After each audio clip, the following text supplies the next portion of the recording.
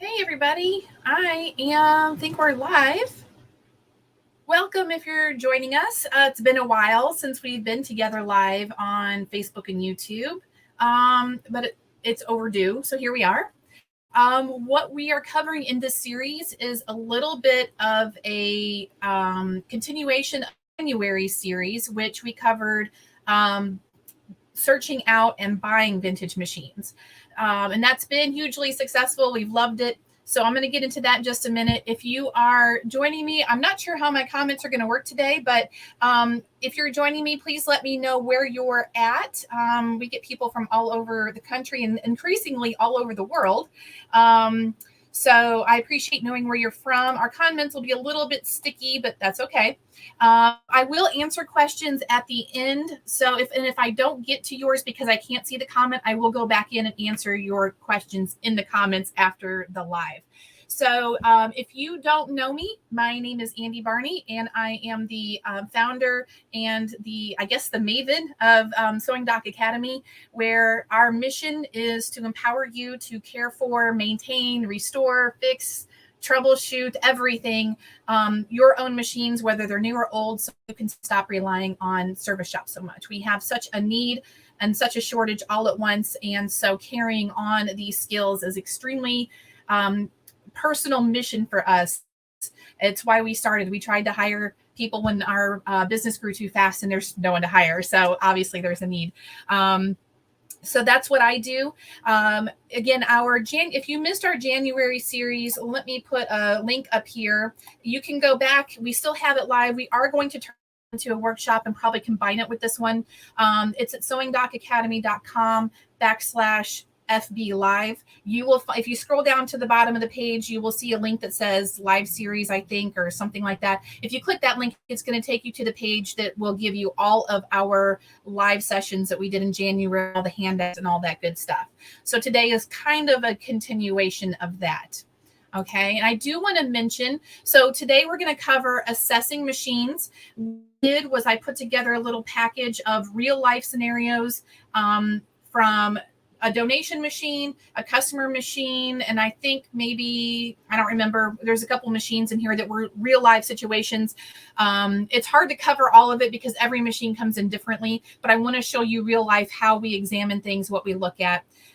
Next week, we're going to cover if you have a machine in your possession, like let's just say you have grandma's Kenmore that you inherited a couple years ago and you think it's usable, but you're not sure. We're going to go through what you need to do to clean it, to get it lubricated enough to make sure it's going, to address some electrical issues. And then on week 3, we're going to cover, what do we cover? Oh, the big one. The week 3 is probably going to be a little longer. We want to cover how to thread, how to handle vintage machines. So the reason for the first 3 weeks of this series especially is because we're getting more emails of people asking, I think I would rather sew on a vintage machine, or I have one, but I'm afraid to touch it. I don't know what to do with it. And that's becoming a bigger issue we're seeing. And I understand why. If you're used to using your modern machine every day, it's hard to switch gears if you're new to the vintage machine. I think COVID really is responsible for a lot of what we're seeing. It's hard. 2020 and 2021 are such a blur, but if you think back to when the quarantine first happened, we had a severe machine shortage. We had no idea that what was going to happen was that we would have a mass shortage, and then everybody would pull out their sewing machines. And even people who'd never sewn before were now on a mission to make masks. So the country shut down, the world shut down, machines stopped being manufactured. People went out and bought all the machines. And then we started seeing this huge influx of old machines that needed some care, because people were so desperate to make masks. And our turnaround time went from 2 to 3 weeks up to 12 and stayed there through I would say, the end of 2021. But people realized the value in those machines. If you have a Kenmore in your basement, or a straight stitch Singer, or a zigzags, any of those metal machines, we always tell our customer, even if you upgrade and you want to get a $5,000 really good, all of the features modern machine, don't ever of the metal machine, because there's going to come a time that you need, even if it's a one-off task, sewing, mending some jeans. If we have another quarantine and have to make masks again, I'm telling you, they held up a lot longer than the modern machines. So there's a great interest, and I feel like COVID really opened the eyes of other people who had not gone down the path of vintage machines yet. And then for those of you that are enthusiasts, you do know that you would never, it's like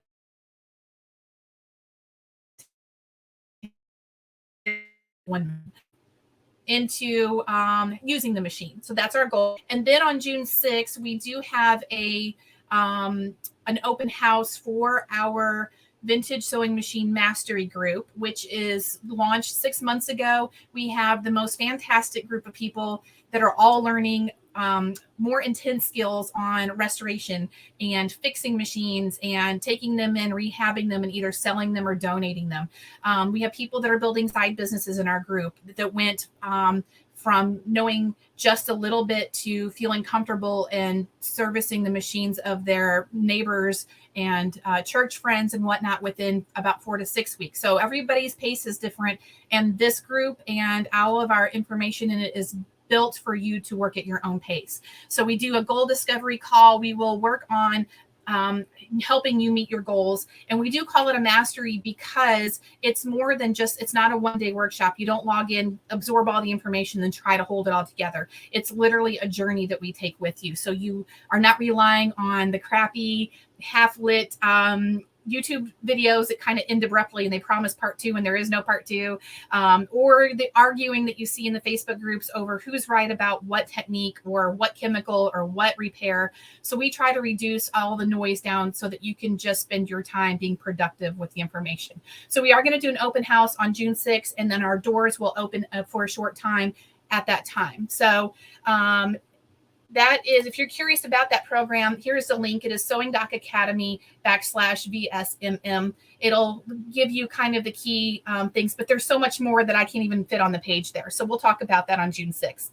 And also with that, if you're considering moving into our mastery group, we are bringing back our offer for free evaluations. We do get a lot of people that have had machines that sat in the basement, maybe see some water damage, some rust, not even sure if the machine's worth it. Is it just, do you get rid of it or do you fix it? So if you go to sewing.academy.com/evaluations, there is a little form there. It'll ask you for your name and your email, and you're immediately going to get an email back that's going to ask you a series of questions and ask you to provide a few photos. And for free, we will email you back, tell you about any red flags we see, if there's any known issues with that brand and model, if it's worth it or not. We're 1000% upfront and honest about all those things, because I want you to get value out of what we do, rather than, trying to save a machine that's not worth it. Okay, so what I'm going to do now is I'm going to switch over here to our assessment. Like I said, this series, I'm trying to keep them a little bit shorter. I think I went over an hour every session in January. And as much as I love doing that, it's time-wise, I want to make this efficient for you. So I'm going to switch over here and show you the assessments I went through this week. So I'm going to kind of walk you through the exact same process we go through, either when we're working on a customer's machine, or in this case, we've taken in a donation. We do get a lot of donations, and what we do is when we can repair them or fix them, we donate our time and our labor. And most of the time they are donated to one of our charitable causes, a local low-income family that needs a sewing machine. We some have worked in the past. We've partnered with 4-H Club and some other organizations to keep sewing machines out in our community. Anyway, we have a various amount of things that we do with them. But in this case, someone has donated a really nice 185J. It is a heavy machine for being so compact. So it's about the size of a Singer 99, but they are fabulous machines, and in my opinion, kind of overlooked. So you can already see there's a few potential issues here, but I feel like it's a really good example of trying to determine, how much to put into a machine. So before you even decide what you want to do, you need to know what's missing. And let's go ahead and make note. We're missing the bobbin cover, the slide cover. There's so many different names for these. This is not terribly difficult to find, but we do need to have the slide plate. So we'll have to look for that.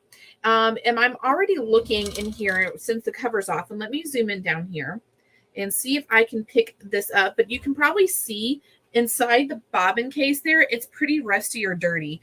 That's not very concerning to me. Most of the machines we get, I would say, probably have some level of dirt or rust, and it's rust. But that's definitely fixable. And these are replaceable even if we couldn't save it from the rust. So we're looking at some elbow grease situations here, nothing catastrophic.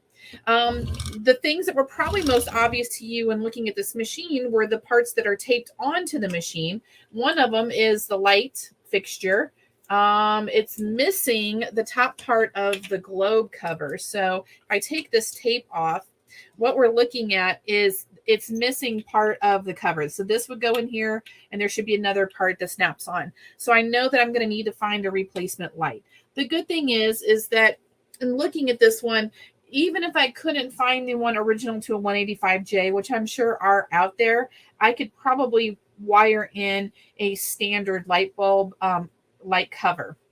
And then the other thing I see here is the bobbin winder wheel. It's missing. What are we missing here? We're missing something. We are missing it. Oh, this is okay. Here we go. This is unfortunate. This one actually snapped off. You can see it looks like this whole assembly snapped off where this would bolt in here. So I don't have one in front of me to compare.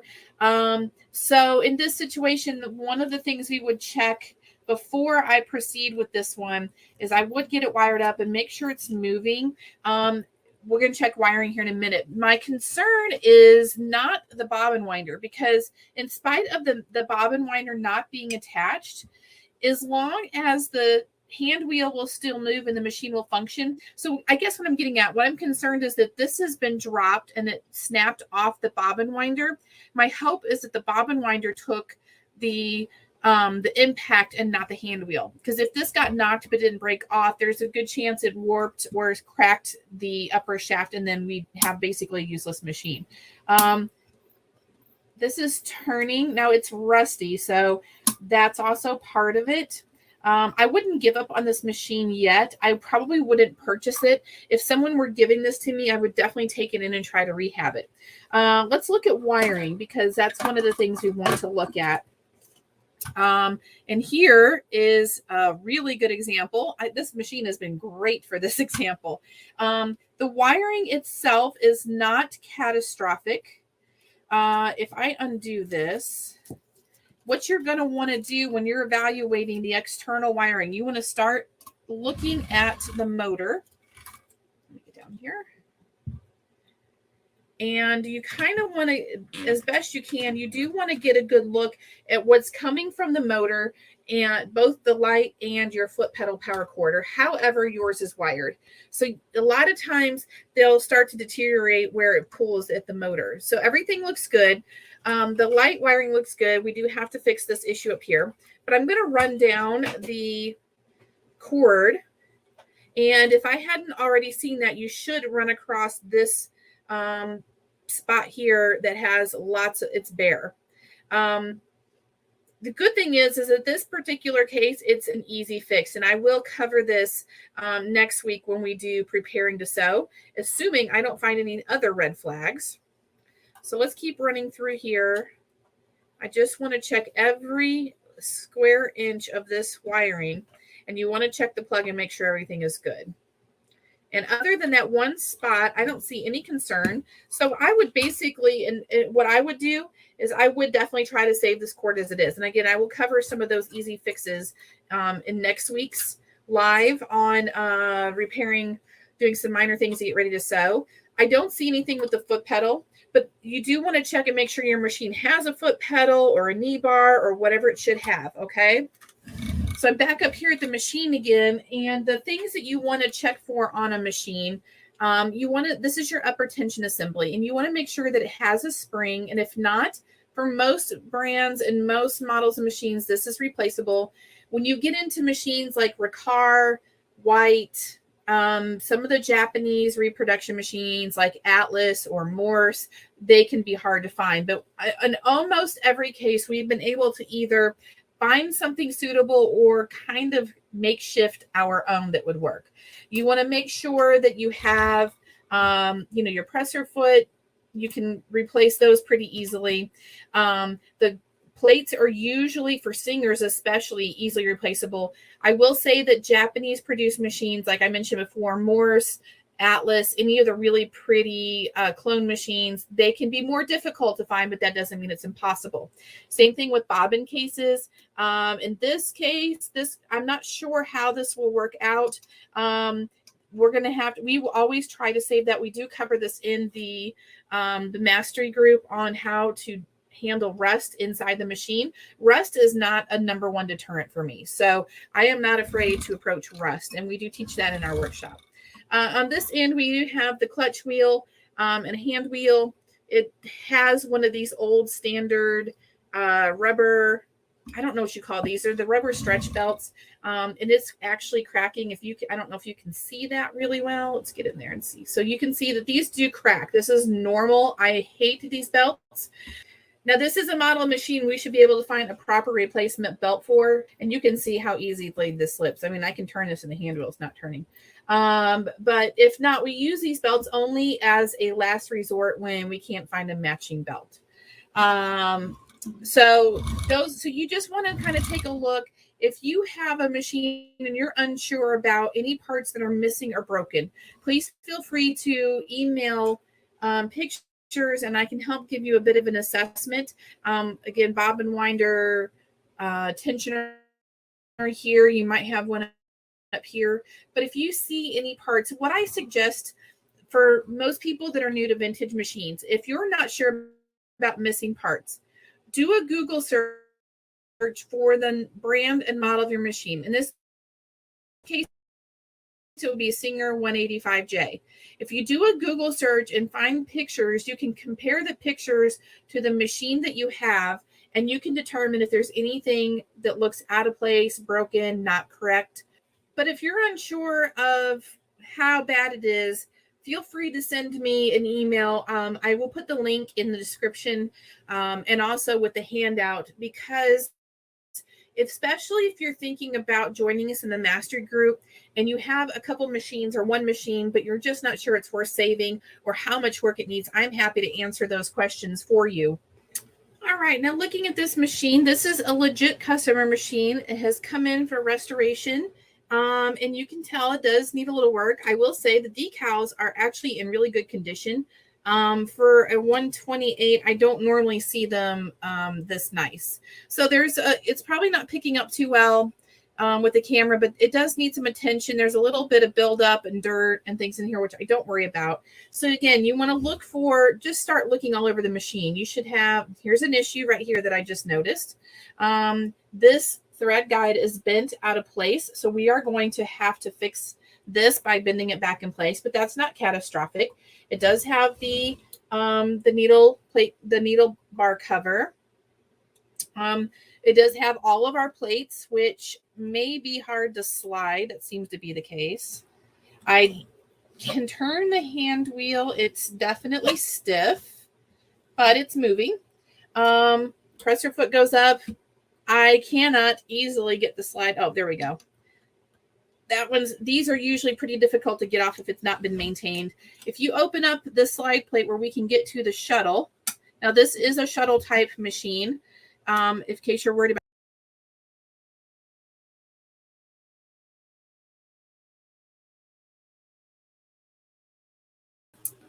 And that goes to show you that we still have technical difficulties. So I'm not sure what happened there. We've had so many wind things happening that not everything translates the way it's supposed to. So I will do what I did the last time. When I post the replay of this up there, I will put a supplemental video that has the other machine, the fourth machine that we did, third machine, I'm sorry. So I did want to say, let's see, I see that Joe Mercer has joined me. Joe, I know you. I don't think we know each other, but I know your name from a lot of the vintage groups. So I admire your work quite a bit. I can't recall which group, probably all of them. I know most of us, if we're in one group, we're in all of the groups. So welcome. And Megan, I don't think we have met, so I'm glad you've joined us. It is a beautiful Singer. That machine is being turned into a hand crank, which did not quite make it into the video somehow. It has some really bad wiring and a secondary motor, like a aftermarket. So she's going to have us replace the motor with a hand crank, which I'm very excited about. So Megan was asking, do I need to perform maintenance on my machine if it's not used? Does it oil lubrication dry up over time? That is an excellent question. And yes, absolutely. So in next week's live, which I promise I will do everything I can to not have any gosh darn. I don't know why these lives bring up so many issues for us. We don't have the same type of issues otherwise, but we are going to cover, even if it's a machine that's been well maintained and been sitting for a while, how to lubricate to keep it going. It doesn't require a lot.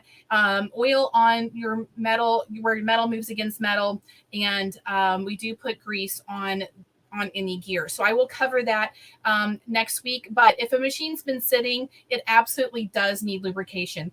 And I do talk about that in depth because I think my customers have a tendency to kind of squirt oil blindly into the machine, which over oiling is just as dangerous. So we will cover on how much to do with your lubrication. So yes, Joe, I know you said all of them. So that's pretty impressive that you have 28 machines and all but 9 are working. So I'm curious about which 9 are not working and why not. So and thank you all. I see so many people from our vintage machine mastery group. I see Pat's here and Ella, and hi Susan. I know you've joined us before. I can't see who's from Parksburg, West Virginia, but welcome. Ella's here from North Carolina. Nancy joined us. Patty is local to us. Before I go, I do want to let you know we do, like I said, I do have handouts for you.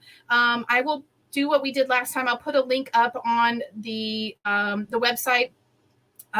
So if you would message me or leave a comment that you want the handout, I'll send you the link. I'm going to put up the supplemental video that somehow got cut off from our replay or our system here, and I will put in the links to our program. So keep in mind about the evaluation, and I will go through and still answer any questions I cannot see right now on the screen.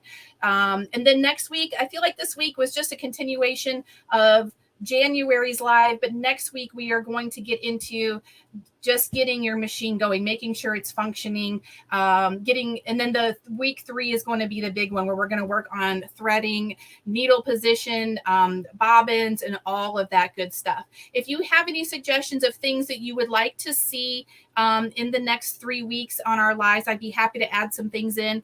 It's sometimes on this side, it's hard to think about what you might need on your side. We try to be really conscious of using jargon when you're new to vintage machines, because there's a lot of parts, and all I can say is it comes with time. Just keep asking questions. If you don't know what a part is, or you don't know what the piece of the machine is we're talking about, please ask, because sometimes we need that gentle reminder to give you what you need. So thank you for joining me, and I hope I will see you all next week, and you will have a fantastic week. I'll get this link up for you.